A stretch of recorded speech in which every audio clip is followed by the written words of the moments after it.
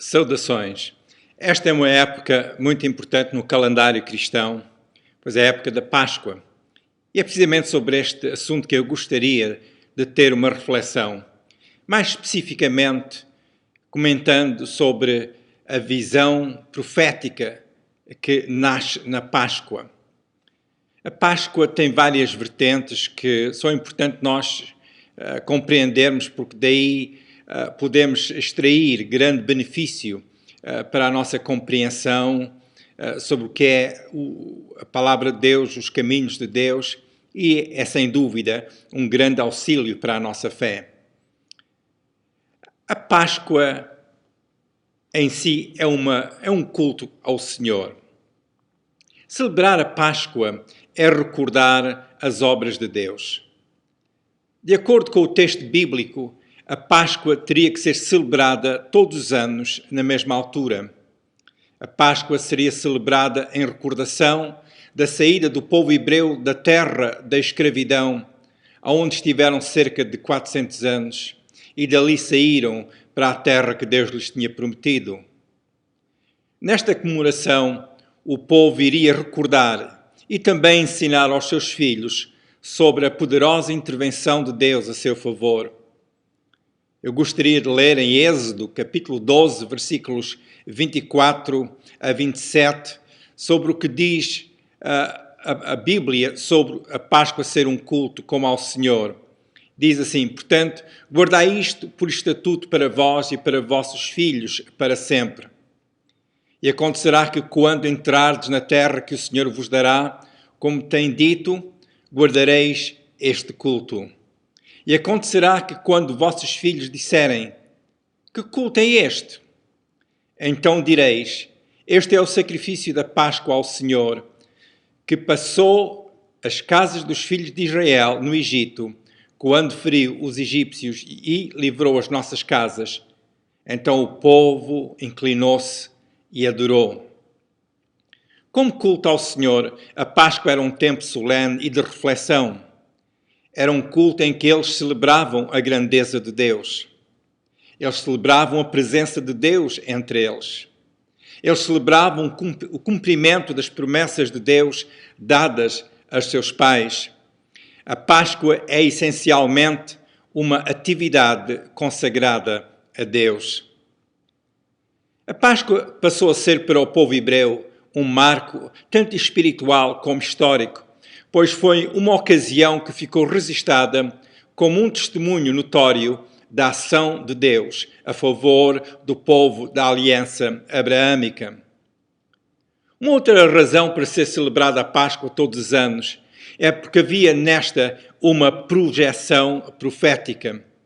A celebração da Páscoa apontava para o sacrifício do Cordeiro de Deus, que abriria o caminho para a saída da escravidão do pecado, para a liberdade providenciada pelo resgate feito a favor da humanidade. Como nos diz 1 Coríntios capítulo 5, versículo 7, que Cristo é a nossa Páscoa, Ele foi sacrificado por nós.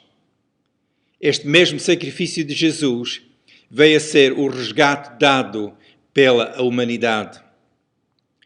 Hoje a nossa celebração da Páscoa é recordar o que Jesus fez por nós na cruz do Calvário. Para quem tem posto a sua fé em Jesus, a Páscoa é a ocasião para refletir o propósito do sacrifício redentor de Jesus na cruz a favor da humanidade. Esta é uma ocasião em que damos expressão ao nosso louvor a Deus pela libertação do poder escravizante do pecado. Por isso, a Páscoa não pode ser um ritual, mas sim uma celebração da obra de Jesus que continua eficaz a favor de todos os que confessam com fé. Celebrar a Páscoa é celebrar a vinda de Jesus. Há ainda este aspecto que é importante considerar quanto à Páscoa, é que conforme o ensino bíblico, devemos enfatizar a nossa esperança que Jesus regressará. Dentro do contexto da última ceia que Jesus teve com os seus discípulos, Jesus referiu que iria preparar lugar, mas que depois voltaria para levar para si mesmo os seus discípulos. Vejamos o que Jesus disse no Evangelho segundo São João, capítulo 14, versículos 2 e 3, que faz parte do ensino dado por Jesus na altura da sua última ceia com os seus discípulos. Jesus disse: "Na casa de meu Pai há muitas moradas. Se não fosse assim, eu vos teria dito, pois vou preparar-vos lugar. E se eu for e vos preparar lugar, virei outra vez, para que onde eu estiver, estejais vós também." Em Mateus capítulo 26, 29, nós lemos: "E digo-vos que, desde agora, não beberei deste fruto da vide, até àquele dia em que o beba de novo convosco no reino de meu Pai." Notemos a referência, que também é mencionada noutras narrativas do Evangelho, que Jesus não beberia mais do fruto da vide, senão quando estivesse com os seus discípulos no reino de seu Pai. É uma referência do regresso de Jesus para buscar os seus. Vejamos ainda o que o apóstolo Paulo disse em 1 Coríntios capítulo 11, 26. "Porque todas as vezes que comerdes este pão e beberdes este cálice, anunciais a morte do Senhor até que venha." Portanto, vimos que a Páscoa, à qual também está ligada a prática da Santa Ceia, e que em algumas denominações é referida como a Eucaristia, é um recordar o que Jesus fez por nós na cruz e o nosso relacionamento de aliança que também temos, e é recordar o regresso de Jesus. É um versículo cheio de significado que carece ser melhor ponderado, e isso faremos noutras ocasiões. Hoje gostaria de enfatizar mais o aspecto que Jesus virá, e a Páscoa fala-nos sobre isso, como também nós já vimos que Jesus disse. Vamos ver mais alguns pormenores desta Páscoa no seu aspecto histórico e como se reflete na nossa fé nos nossos dias. No Novo Testamento, Jesus é apresentado como Cordeiro de Deus.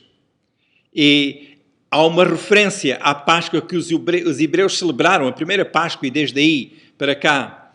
E naquela Páscoa, os judeus tiveram que sacrificar um cordeiro. Este cordeiro é símbolo de Cristo. Quando Jesus apareceu, João Batista o apresentou. Nós podemos ler em João capítulo 1, versículo 29, onde João Batista declarou que Jesus era o Cordeiro de Deus que tira o pecado do mundo.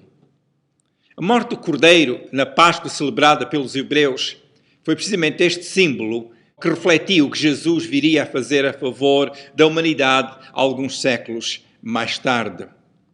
Diz-nos o texto bíblico que o povo hebreu tinha que comer a carne assada do cordeiro naquela noite. Isto fala-nos da nossa participação de receber o cumprimento da promessa do livramento. Comer a Páscoa é dizer que estamos presentes e prontos. Estamos presentes na base do que Jesus já fez por nós na cruz como Cordeiro de Deus. Estamos prontos como servos de Deus para o que Deus tem feito e para o que Deus ainda está a fazer. Celebramos a Páscoa mediante o que Jesus fez na cruz do Calvário, aquela morte redentora a nosso favor. Participar da Páscoa e da ceia do Senhor é uma declaração nossa de que somos participantes no que Deus fez e que continua a fazer em Jesus. Como referi com brevidade há pouco, a Páscoa fala-nos da ceia de Jesus, que Ele próprio instituiu como prática contínua para a Igreja. A Santa Ceia é um reconhecimento do que Jesus fez pela humanidade na cruz do Calvário. Jesus disse aos seus discípulos na última ceia que teve com eles: "Fazei isto em memória de mim." Eu gostaria de ler alguns versículos do Evangelho segundo São Lucas, capítulo 22, versículos 15 a 19. "E disse-lhes: Desejei muito comer convosco esta Páscoa antes que padeça, porque vos digo que não comerei mais até que ela se cumpra no reino de Deus. E tomando o cálice e havendo dado graças, disse: Tomai-o e repartiu entre vós, porque vos digo que já não beberei do fruto da vida até que venha o reino de Deus. E tomando o pão e havendo dado graças, partiu e deu-lhe, dizendo: Isto é meu corpo que é partido por vós, fazei isto em memória de mim. O apóstolo Paulo explicou que participar da ceia do Senhor, e recordemos que a ceia do Senhor nasceu na Páscoa, e a ceia do Senhor é um recordar o que Jesus fez por nós, como para o povo hebreu, a Páscoa era um recordar o que Deus fez por eles. E o aspecto da Páscoa hebraica era um símbolo, era uma referência que se cumpriu em Jesus e ensina-nos mais sobre o que Jesus fez, o significado da sua morte redentora a nosso favor. Mas vejamos que participar da ceia do Senhor é ter comunhão com o Senhor, conforme nós lemos em 1 Coríntios capítulo 10, versículo 16. Porventura o cálice de bênção que abençoamos não é a comunhão do sangue de Cristo? O pão que partimos não é porventura a comunhão do corpo de Cristo? A palavra comunhão, segundo o original grego, que também pode ser traduzido por participação, expressa a nossa intimidade com o Senhor Jesus. Vimos, portanto, que participar desta forma na Páscoa ou na ceia do Senhor, estamos a celebrar o que Jesus fez por nós, que inclui a nossa salvação. Neste mesmo sentido, quem celebra a sua salvação está também a celebrar a vida eterna que recebeu do Senhor Jesus. O Evangelho segundo São João, capítulo 6, fala-nos mais sobre este aspecto. Portanto, celebrar a Páscoa é celebrar a comunhão íntima com o Senhor Jesus e afirmar que estamos unidos a Ele. Quanto ao povo hebreu, o terem que comer como quem estivesse pronto para sair, diz-nos que com a morte redentora de Jesus, que ficou pago o preço da nossa salvação, em Jesus foi-nos aberto o caminho para sairmos do poder do pecado para a luz de Deus. Estando crucificado e antes de entregar o seu Espírito, Jesus declarou: está consumado. João, capítulo 19, versículo 30. Conforme o povo hebreu que celebrou a Páscoa e não teve que fazer nenhuma outra obra pela qual então se pudessem livrar da escravidão, assim também Jesus já fez tudo o que é e era necessário para a nossa salvação. Ao dizer que estava consumado, Jesus declarou que a obra da nossa redenção estava completada. A nossa parte é como ao povo hebreu, estar prontos a entrar no que Jesus já fez por nós e usufruirmos dessa salvação poderosa. Ao aceitarmos com fé esta verdade exposta no Evangelho, saímos logo da escravidão espiritual. E creia, para quem recebe a Jesus como seu Senhor e Salvador, quem o aceita como Salvador, quem o reconhece como Filho de Deus que morreu na cruz do Calvário, e o faz com fé, essa pessoa já passou da morte para a vida, como diz a Bíblia. Passou da escravidão espiritual para a liberdade espiritual. Após a sua libertação, o povo hebreu não tinha que continuar na terra da escravidão.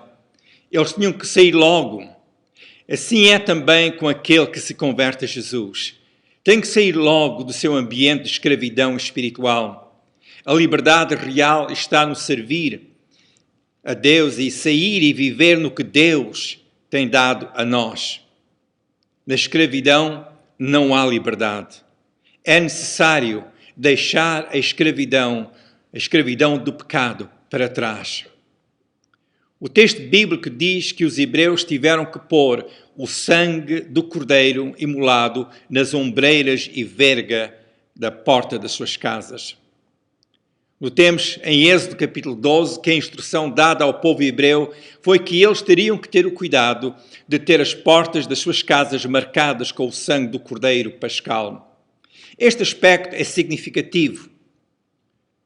O povo há muito que rogava a Deus pela sua libertação do poder da escravatura. Eles recordavam as promessas feitas aos seus patriarcas de que eles tinham a sua terra prometida. Quando Deus disse que eles iriam sair da escravidão, Deus também disse que eles tinham que marcar as suas portas com o sangue do animal sacrificado na Páscoa. O poder da escravidão tinha sido maior que as suas posses para o vencer. Porém, este problema foi resolvido por Deus. Deus tomou conta do problema que eles nunca puderam solucionar. A parte das pessoas do povo hebreu foi apropriar o que Deus lhes prometeu mediante um ato de fé. Colocar sangue nas ombreiras e verga da porta foi apenas um gesto, mas notemos que foi um gesto de fé. A realidade é que a fé necessita de gestos apropriados para que tenha significado. Este gesto foi simples, mas quanto ao que Deus estava a fazer, este gesto foi poderoso. Notemos que ao saírem de suas casas na escravidão, que eles saíram pela porta marcada pelo sangue. Enquanto celebravam a Páscoa, estavam dentro de casa, mas ao saírem da casa da escravidão, saíram pela porta marcada pelo sangue. E este ponto é importante, porque também nós, para chegarmos a Deus Pai e recebermos a salvação que nos é dada gratuitamente, passamos pela porta que é Jesus. Jesus que deu o seu próprio sangue na cruz do Calvário para nos remir. Passar pela porta que é Jesus é um gesto de fé. E é também entrar na nova vida que Ele nos oferece. Apropriando o significado profético da fé é significativo. O significado da Páscoa. Se nunca antes apropriou para si a oferta da salvação mediante a morte redentora de Jesus na cruz, faça-o nesta Páscoa. Conforme o povo hebreu praticou um ato de fé ao colocar o sangue do animal em suas portas, faça também este gesto simbólico e de fé. Este gesto é dizer com as suas palavras e com um sentimento profundo que parte do seu mais íntimo, dizer palavras como as seguintes: meu Deus, eu recebo para mim o significado do derramamento do sangue de Jesus na cruz do Calvário. Diga ainda: eu não me posso livrar da força escravizante do pecado, mas com fé eu recebo a cobertura que o sangue de Jesus me garante. Pela fé em Jesus e no que Ele fez por mim na cruz, eu declaro que Jesus, o Filho de Deus, é o meu Salvador. Diga ainda pela fé, ou com fé em Jesus. Pela fé em Jesus, eu rogo a Deus que me perdoe os meus pecados e me aceite como seu, de acordo com o poder da aliança que me foi oferecida em Jesus.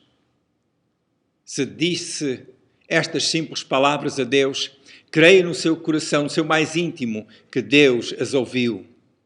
A partir daqui, será bom procurar saber mais acerca do que Jesus já fez por si. Será bom ler o Evangelho para aprender mais de Jesus, para o seguir como seu discípulo. Se quiser saber mais, tome nota do meu e-mail que segue e quer entrar em contacto comigo. Que as amplas bênçãos de Deus estejam sobre si.